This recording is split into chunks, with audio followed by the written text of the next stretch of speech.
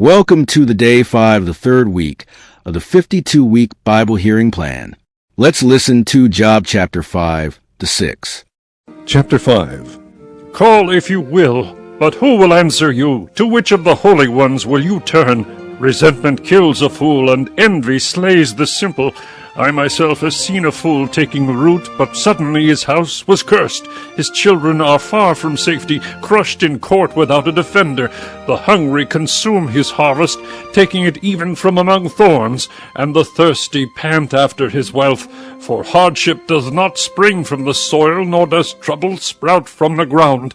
Yet man is born to trouble, and surely as sparks fly upward. But if it were I would appeal to God. I would lay my cause before him.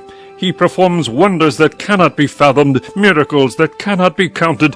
He bestows rain on the earth. He sends water upon the countryside. The lowly he sets on high, and those who mourn are lifted to safety. He thwarts the plans of the crafty so that their hands achieve no success. He catches the wise in their craftiness, and the schemes of the wily are swept away. Darkness comes upon them in the day. At noon they grope as in the night. He saves the needy from the sword in their mouth. He saves them from the clutches of the powerful, so the poor have hope, and injustice shuts its mouth. Blessed is the man whom God corrects. So do not despise the discipline of the Almighty, for he wounds, but he also binds up. He injures, but his hands also heal. From 6 calamities he will rescue you. In 7 no harm will befall you. In famine he will ransom you from death, and in battle from the stroke of the sword. You will be protected from the lash of the tongue, and need not fear when destruction comes. You will laugh at destruction and famine, and need not fear the beasts of the earth. For you will have a covenant with the stones of the field, and the wild animals will be at peace with you. You will know that your tent is secure. You will take stock of your property and find nothing missing. You will know that your children will be many, and your descendants like the grass of the earth. You will come to the grave in full vigor, like sheaves gathered in season. We have examined this, and it is true. So hear it and apply it to yourself. Chapter 6. Then Job replied, If only my anguish could be weighed, and all my misery be placed on the scales, it would surely outweigh the sand of the seas. No wonder my words have been impetuous. The arrows of the Almighty are in me. My spirit drinks in their poison. God's terrors are marshaled against me.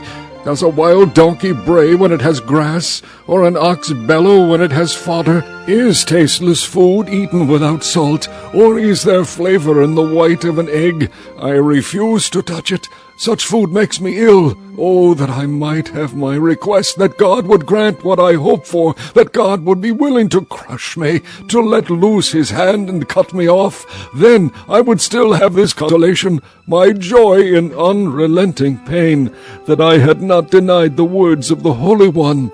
What strength do I have that I should still hope? What prospects that I should be patient?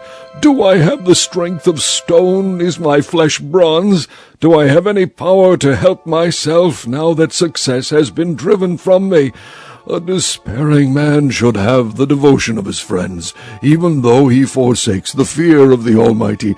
But my brothers are as undependable as interminate streams, as the streams that overflow when darkened by thawing ice and swollen with melting snow.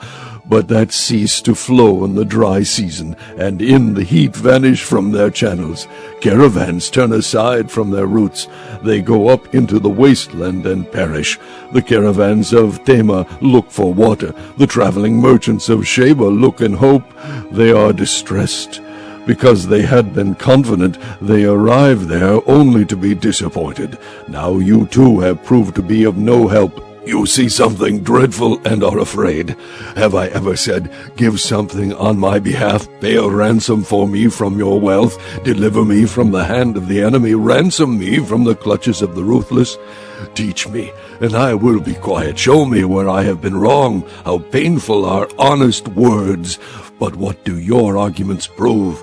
Do you mean to correct what I say and treat the words of a despairing man as wind? You would even cast lots for the fatherless and barter away your friend. But now be so kind as to look at me.